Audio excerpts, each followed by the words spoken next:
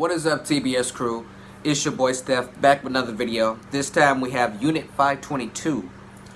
3 creepy stories from subscribers based on true events, number 12.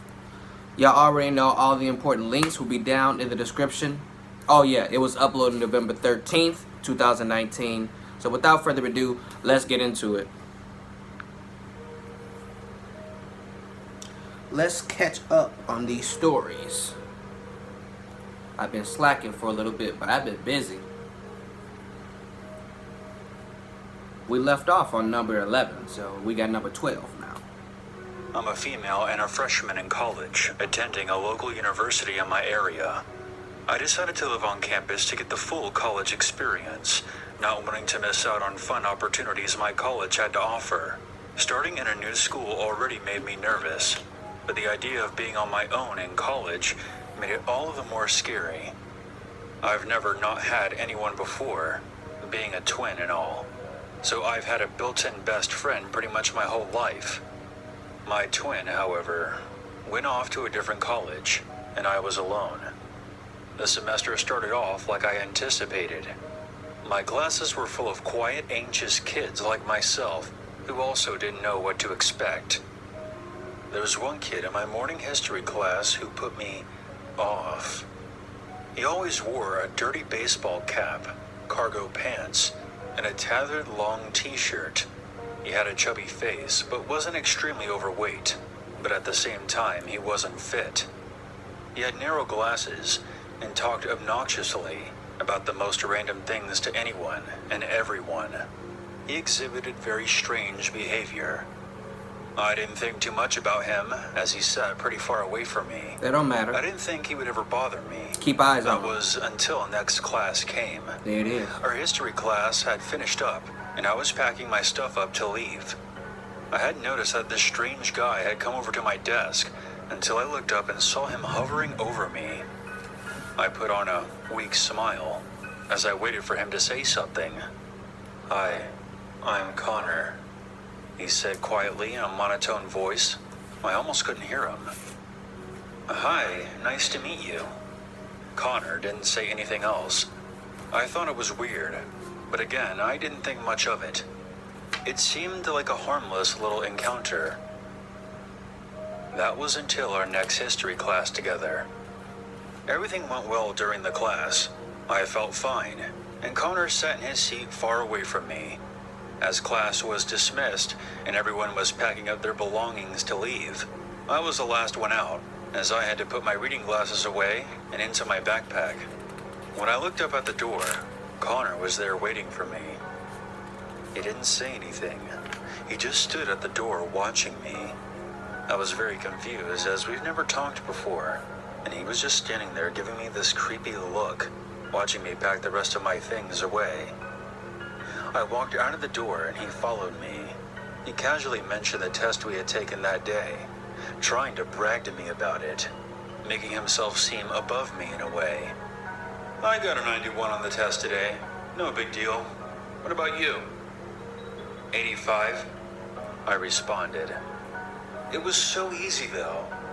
His response was very patronizing, and I didn't like it one bit. People who brag always tend to make me mad, and he seemed like one of those types of people. At some point down the stairs, it was a long way down because we were on the 4th floor, he started talking about sweatpants for some reason. What? He was mumbling so much that I couldn't even hear what he was saying, and to be honest, I was trying to get away from him.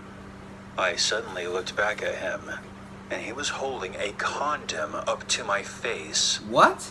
"I think you know what I'm talking about," Connor randomly said while giving me a creepy smile. I awkwardly nodded my head, trying to stay collected as we reached the bottom of the stairs. Whatever he had mumbled under his breath couldn't have been good or anything I wanted to talk about with him. When we got outside, he said, "Well, that stuff is awkward to talk about."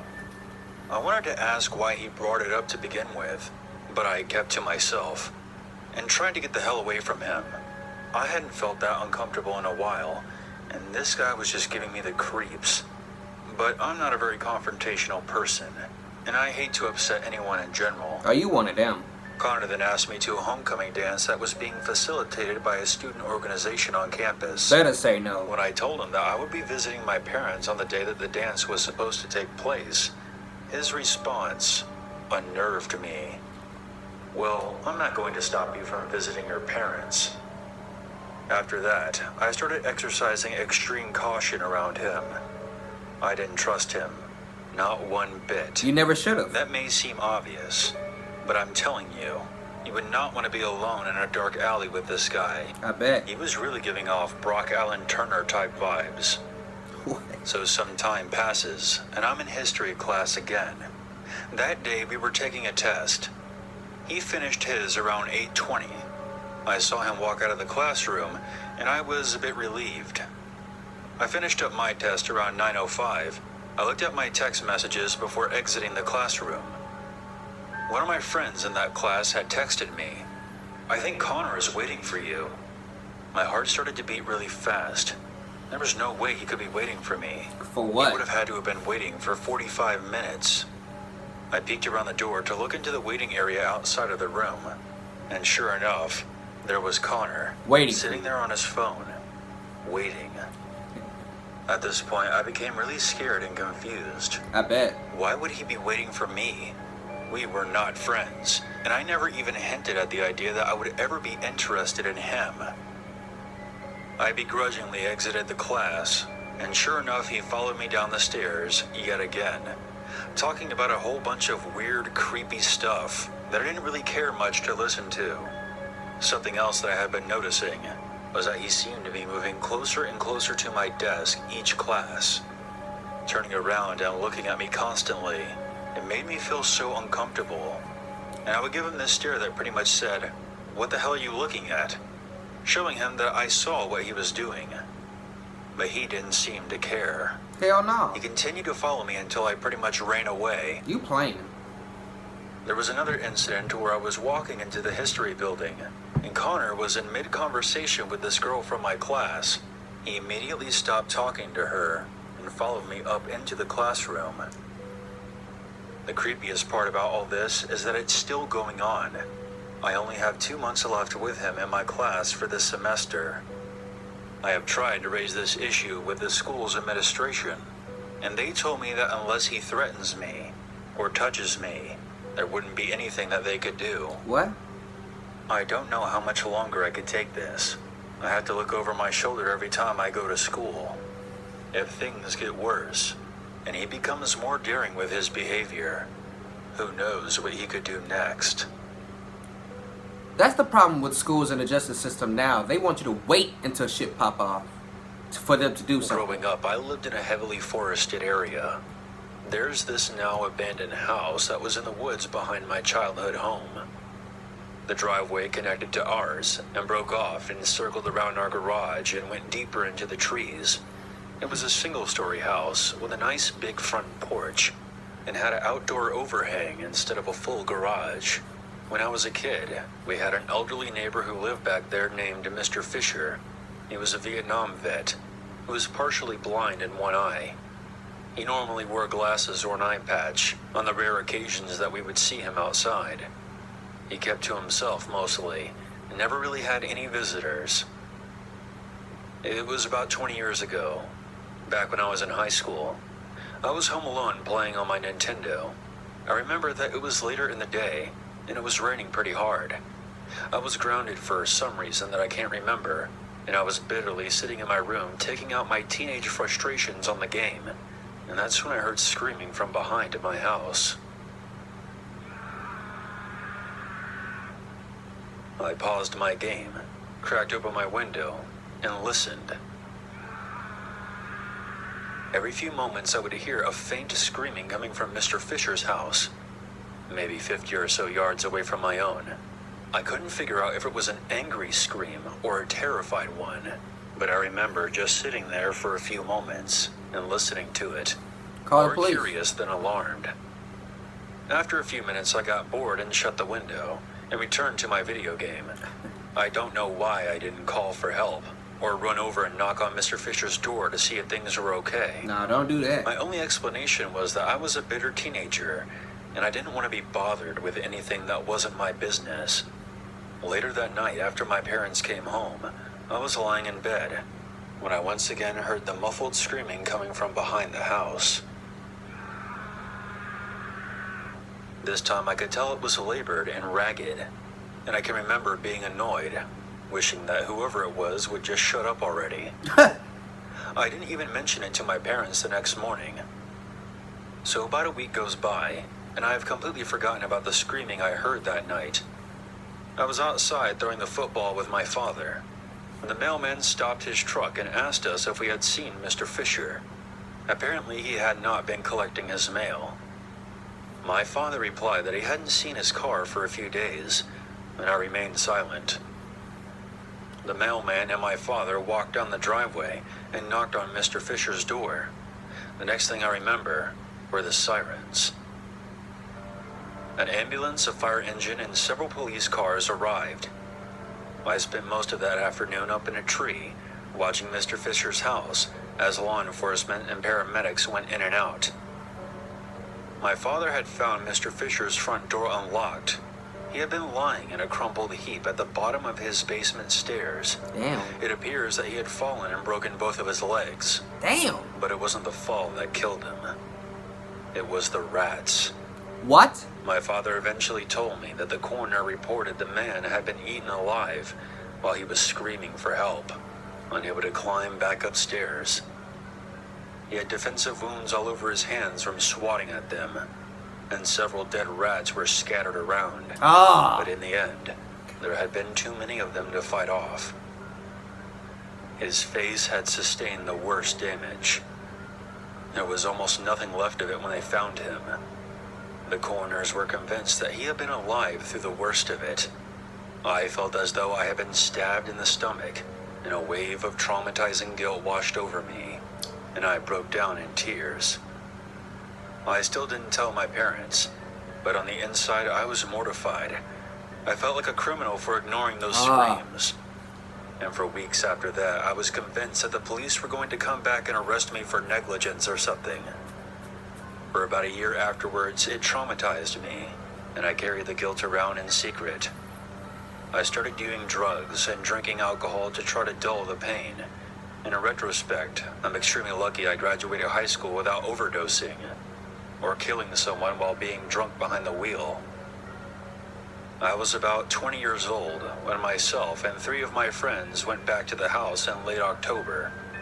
The house had been repossessed by the bank at this point, and now sat condemned. Me and my friends sat on the front porch and shared a bottle of bourbon. My family almost considered this vacant house our second home, since it was so close to our property. My father would even do some yard work every once in a while, and make sure nothing was growing on the house. So like I said, my friends and I were drinking and smoking, and being belligerent idiots. Just talking shit and lying about girls that we had slept with. I got up and went around the back of the house to take a piss. I happened to crouch down and glance inside one of those low-to-the-ground basement windows, and just scanned the basement floor. All I could really see was a cracked cement floor, and loads of cobwebs crisscrossing the window.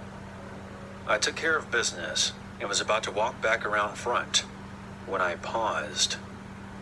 Glancing back towards the window, I felt a sudden sensation that I was being examined. This time, there was something in the window that hadn't been there before.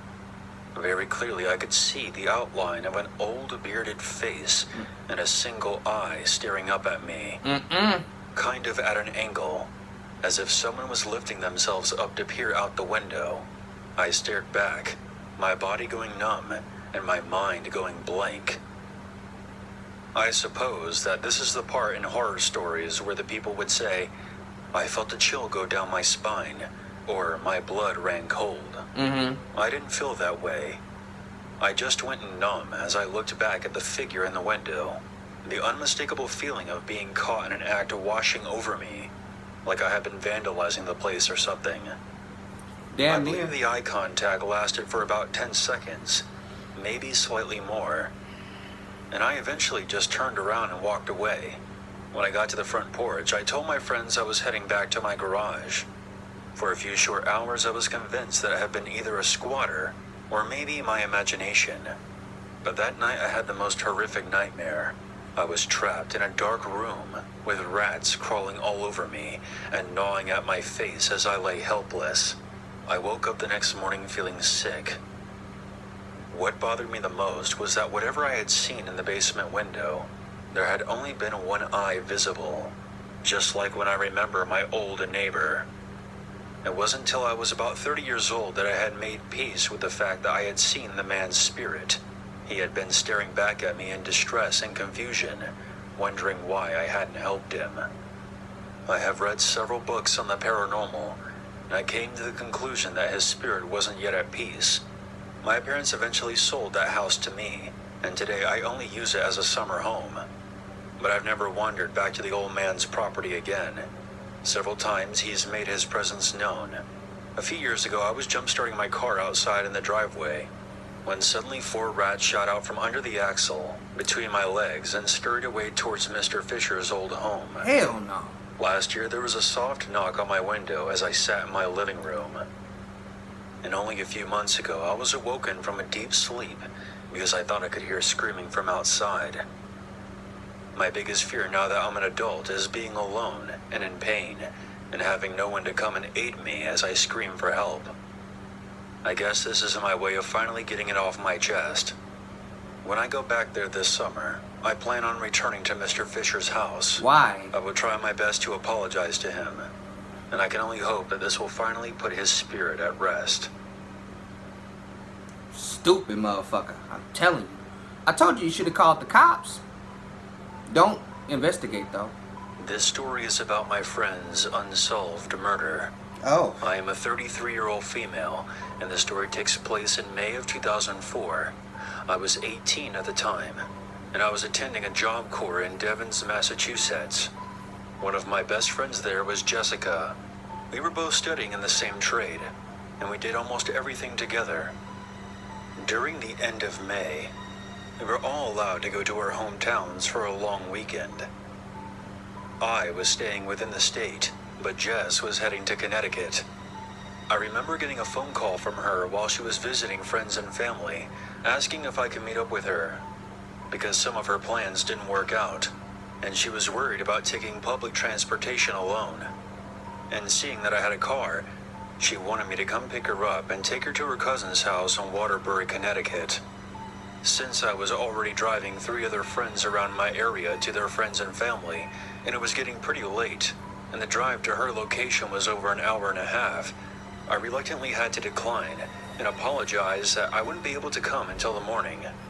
But I told her to keep me updated on her whereabouts. She seemed to be okay with it. I mean, she was fairly disappointed, but tells me which buses that she would be taking and what stations that she would be stopping at, just in case I was able to come down during the night, and we said our goodbyes. I didn't make it back to my place until 2 a.m. I was so tired, and honestly felt that I should get some sleep, since it could have been dangerous to drive as tired as I was. I didn't hear from Jess during the night, but I didn't put too much thought into it, seeing that taking buses seemed to be normal and a somewhat safe means of transportation. Yeah, I was pretty naive back then. Somewhat. So the morning came. I called Jessica's home phone number, her friend's number, and anyone else I could think of, and no one knew her whereabouts. I was told that they would make sure she would get back to the job corps, even if it was a little late. I said okay, kind of worried that no one has heard from her, but this was way before cell phones were common, and besides, you never imagine something terrible happening to someone in your life, right? So I'm back in Devens. It's May 30th. I got called into the main office. There were 2 detectives talking to a couple of other kids. They turned to me, and they asked me if I'm friends with Jessica, and when I was last in contact with her. I tell them exactly what happened, how she asked me to pick her up, and that I couldn't. I asked if she was okay. I'm sure you can imagine what they told me next. Yeah. One of them looked at me and said, "I'm sorry I have to tell you this, but Jessica has been found murdered in an abandoned house in Waterbury." I felt like I was going to pass out. "Are you fucking serious?" I said, asking them for more details. They proceeded to tell me that Jessica had apparently asked a man for directions while on the bus. Why? And that was the last time she was seen alive. Oh my God. Once she didn't arrive back home, her family filed a missing persons report. And sometime the next morning, they found her body. She had been strangled to death. Whoever it was had tried hiding her body by stuffing her under some basement stairs, which they believe was the cause of her broken bones. I don't think I've ever cried so hard in my life. This happened in 2004, and no one has ever been connected or charged with her murder. There's a $50,000 reward to whoever helps catch this piece of shit, wherever he is. I just hope and pray that someone out there knows any information regarding my friend's murder. I've never fully forgiven myself for not taking that drive to come pick her up. I feel so guilty, even to this day. The reason I'm writing this now for all you to hear is simply for the hope that somehow, someone out there may know something. Maybe trigger a memory, or even guilt someone into giving info to the police that they may have kept to themselves simply because they didn't want to be called a rat. In the description of this video, there will be a link to a page made for her with the number to the Waterbury Police.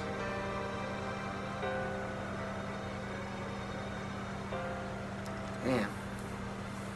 It's not like you could have went and just decided not to. You said you couldn't. There's always a reason to be afraid. I understand, you feeling bad, but it's not like you could have went, but just didn't feel like it. You said you couldn't. Unless I misunderstood what you said, but I don't know.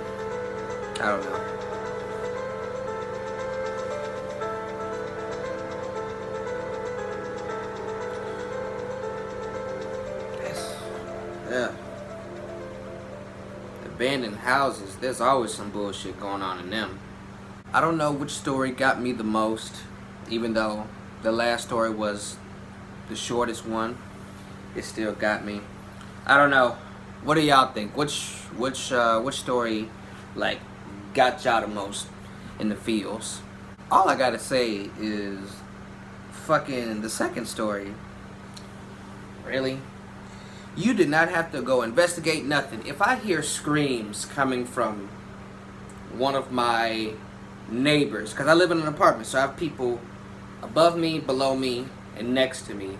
So if I hear some screaming and I know what apartment it's coming from, I'm calling the police if I'm not the police already. If I am the police by then, I'm going to go investigate, but I'm still going to have the area police or whoever's going to respond come and back me up since they're on duty and I'm not. But you could have at least called the police. At least. So, I mean, should you feel bad that his spirit is haunting you? That could go either way. But I'm just saying, you should have called the police. That's it. How fucked up of a death is that? To be eaten alive by rats. It's like, oh my God. And the fact that he was alive and coherent throughout a majority of this mauling that he got. So what is was his basement or whatever, was that just chock full of rats? And he went down there and they jumped his ass? Like, I don't hear about that much. Like, about just rats just ganging up on people, unless I just don't be paying attention to those type of wildlife stories. He must have had an infestation or something, because I've never heard of that before. I've heard of it happening to smaller animals that a bunch of rats just jump on, but a human being, I don't know. Your house, that basement had to be literally infested with them. And then there was a point after what had happened where you say you saw 4 rats go between your legs and run towards the direction of his house. That house, that was a rat house. It had to be. I don't know. That fucked me up, but that's a hell of a way to go, to be mauled, especially by rats, because they're just biting on you and oh my God, biting on your face and shit. I couldn't fathom that. Thank you so much, guys, for watching my video. I hope you enjoy. That is all I got for y'all this time around. Your boy Steph is out.